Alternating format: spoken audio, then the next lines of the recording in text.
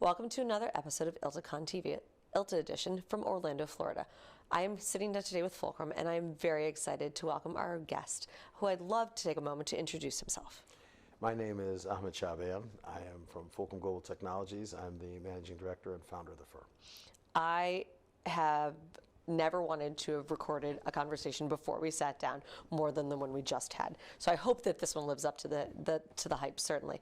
So let's start off. We're at ILTACON 2023. This is our 43rd ILTACON, second largest attendance ever, and I know you've been coming for a very long time. Talk to me about that journey. Well, when I got into legal tech. This is just a little over 10, 11 years ago. I knew that it had to start at ILTACON.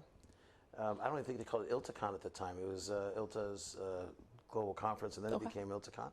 And couldn't really afford anything as an IT vendor. I just bought a couple passes for myself and one of my colleagues, and we would roam the halls and try to learn as much as we could and meet as many people as we could. And then I met Peggy, who was here at the time, and I asked her about getting a booth, and they gave me a little 10x2 booth in the corner, and we got that, and we tried that for a couple years, and I told her I wanted to be in a more center stage there, and she goes, "Oh, well, this is for our platinums, and this is for this and this and that." And I told her, I'm gonna be that. Yeah. I'm gonna be the biggest. What are you talking about? I'm the biggest one here, and I'm never gonna stop being your biggest supporter. And she said, "Well, we'll see."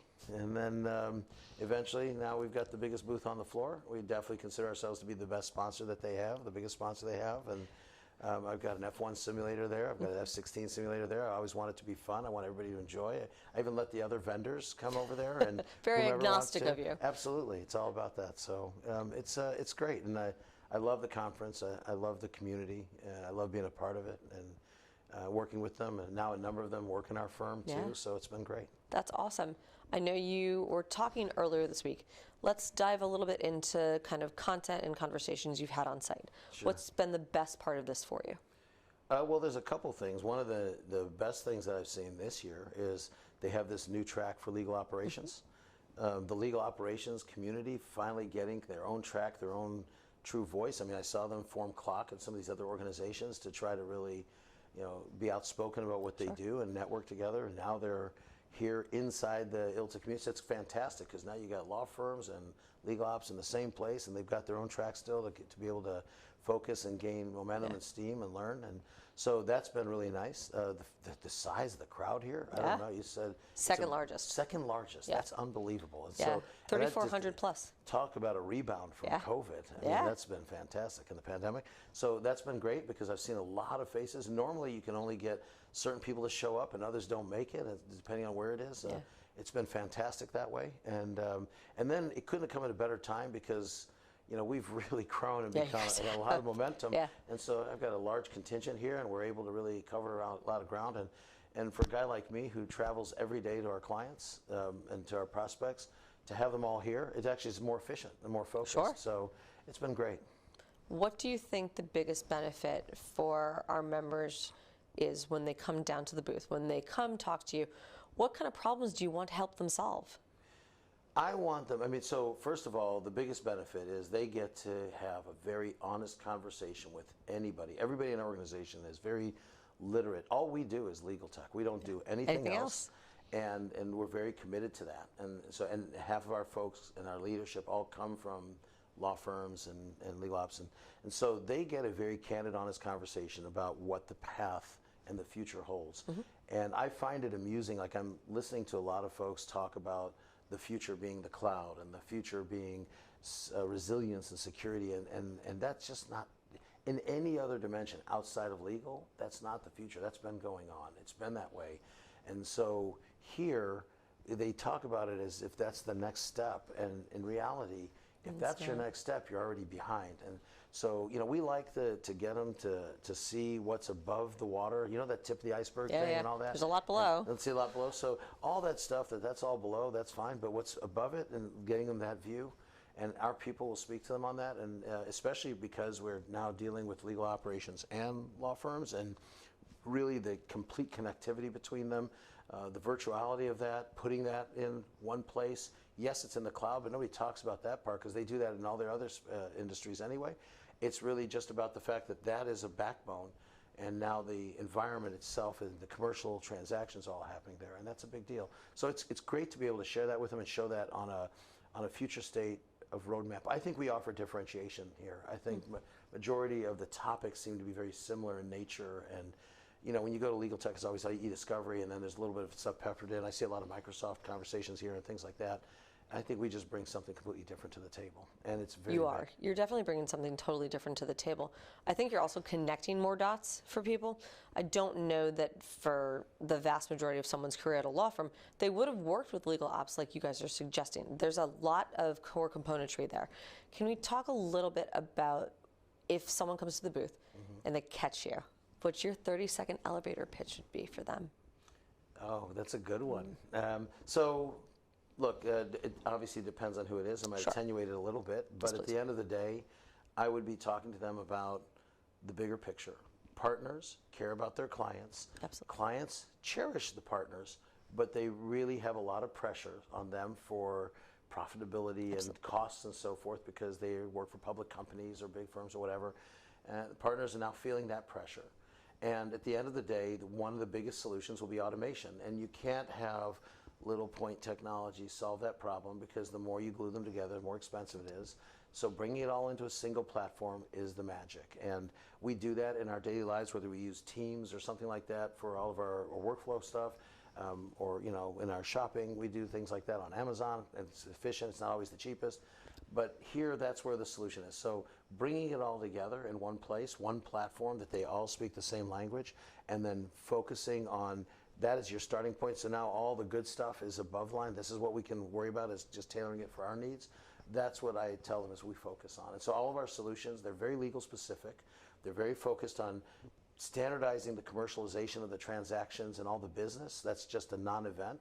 So, and then really focus on what's above it. So the best example I can give you is when you buy something on an Amazon, you don't know who you bought it from anymore. You don't care. Idea. You never see the invoice. You don't even feel the transaction. All you focus on is what you're buying and how quickly you can get it. And you get to really focus on what you're buying because that's where the information lies. Same thing here. Legal ops folks can really focus on what service they're going to get, who they're going to get it from, what panel provides the best, what their DEI metrics are like, you know, and then all the fee arrangements, all that stuff is all underneath the covers. The law firms, they get to do more of a LinkedIn thing. They get to focus on profiling what they do, their outcomes. They don't have to just do it the old-fashioned way. When they're responding to an RFP, sometimes it's already too late. And so this is the focus, and all the tech just works because it's in a platform that just works. So that's my, to me, a little more than 30 seconds, but if it was, We'll let it slide. that's what I would do. Thanks. We'll let it slide. If the generative AI catchphrase that has been going around the conference is the big thing, I'd love to hear your opinion on whether or not you think it's hype, bunk, or something that will work but needs another 6 months. Yeah, so it definitely needs another 6 months. Let me tell you why. Not for us. I mean, actually, we've been looking at Gen AI for quite a while. We were big partners with Watson and some of the others. But look, the issue is that it's all about the data, right? So first of all, Gen AI is only as good as the information in it. Can't have anything without good That's right. content. And so let me tell you what happens. When you have AI, artificial intelligence, and you give it bad data, it becomes artificial stupidity because it has bad information to work from. And I've, you know, it played with the tools. I mean, I go in there and say, you know, give me a write-up on Fulcrum, give me a write-up on this, give me a write-up on that.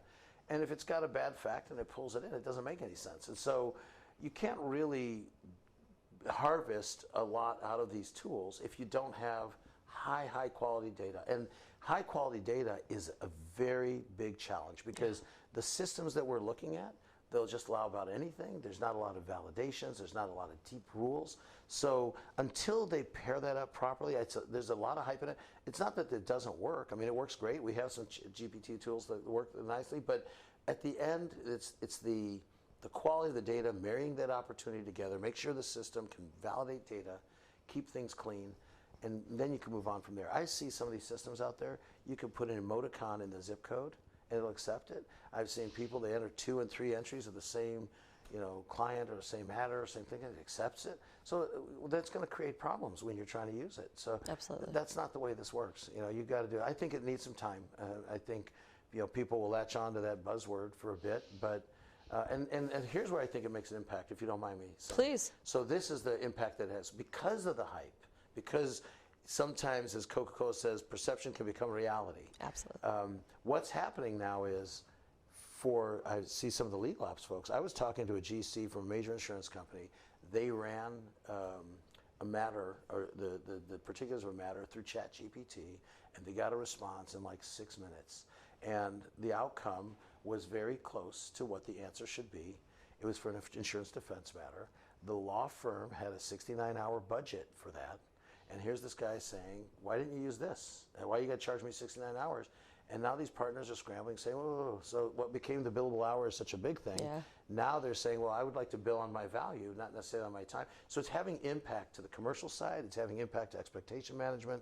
And for those that believe it's here, and it's good, it's ready to go now, they'll put that pressure on. And so it's really, the impact is there because of the hype, but it does need some time to get it right. I think it needs some time to not only get it right, but I think we need to have some ethical walls. I think we need to have some boundaries. And I don't think that, realistically speaking, the courts are going to catch up anytime soon. So that's a great point. Like I take the analogy of autonomous driving. Yeah. So the cars can do it all, right? I mean, Tesla and Lucid, these guys will tell you, self-drive. Cars are ready. But there's the secular piece of that. It still needs to catch up. Does the car, when it makes a choice to run over the lady pushing the baby across the street. It has to be an old lady pushing a baby. Yeah, exactly. Old lady pushing a baby. Or go into the sidewalk. Which one should it do? Because there's going to be litigation around it. And what's the law going to say about whose fault it is and how it gets done and how the insurance claim.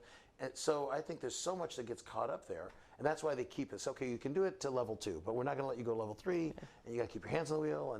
And I think that's what's going to happen here. You might see little pieces of it creep in, but for sure the regulation around it, and it's just like everything else. Yes, it's not going to replace the lawyer. I also don't think it's going to replace the billable hour, honestly. Yeah. Well, so I don't think it replaced the billable hour at all. I don't think anything needs to. It influences the billable hour. And so the funny thing is, I believe if a lawyer gets squeezed and says, okay, well now using those tools, you should be able to do it in 5 hours. They're going to say, oh, I don't want to bill by the hour. I'd rather bill with value. I'd rather say, well, this closing costs this much, or this mark costs this much. And so the irony is, I think it'll bounce between the two. We're seeing that. And I actually, I've seen a few firms that are now doing subscription billing for subscription their models, services. Right? So, I mean, just about everything's fair game now. And as long as the systems can process it and whatever makes the most money. Yeah, whatever makes the most money, I think will end up winning. Let's talk roadmap. Sure. Where are we going with Fulcrum? So we're definitely going to be providing that bridge between the two. It's about time. In every other vertical of a company, whether it's the one that supplies them cleaning supplies, the one that provides them the furniture, or the one that does this, that, and the other, they narrow it down to 5 or 6 vendors. They have these things, preferred vendors in their procurement departments. They make deals with them. They get economies of scale.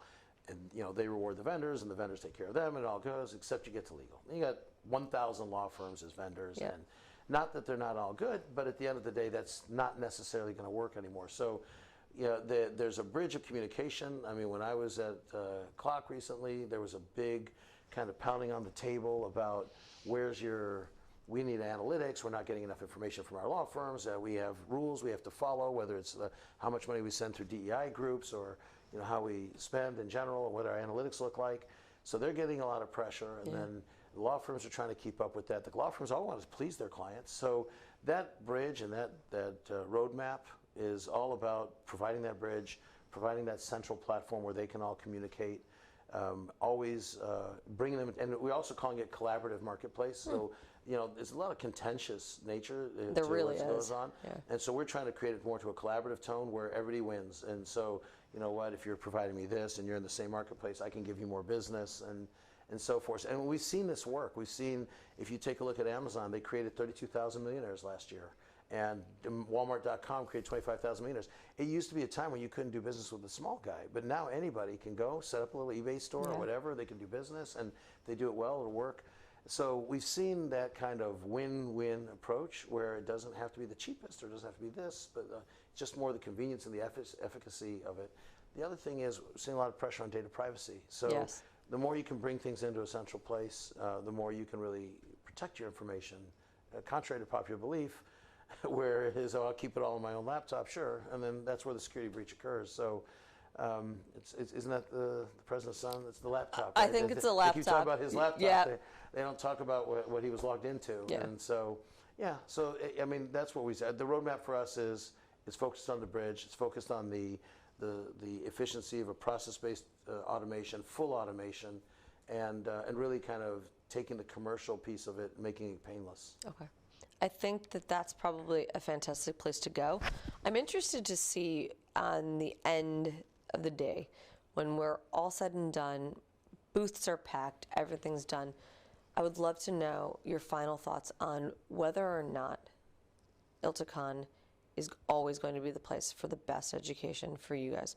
And if it's not, what we can do to make and continue the pace of innovation. So one thing, I'd love to go to that last question first. One thing you do is keep doing what you're doing. You guys added that legal operations track.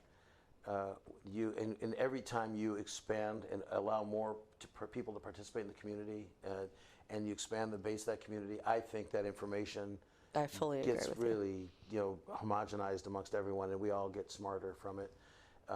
It's always going to be a high focus place for us because, legal, this is the part that is true. I told you, there's some things we need to standardize like other verticals, but legal's always going to be special. It's always going to be legal. It's always going to have the highest amount of security, the highest amount of demand and regulation, the highest amount of autonomy, and they have to. That's just the way, the nature of the beast.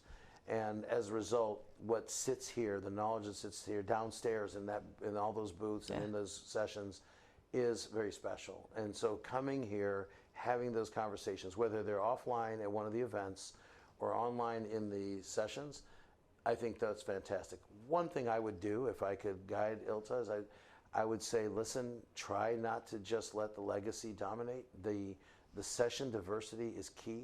Agreed. I know when I did my session yesterday, I intentionally didn't make it about our firm and Fulcrum.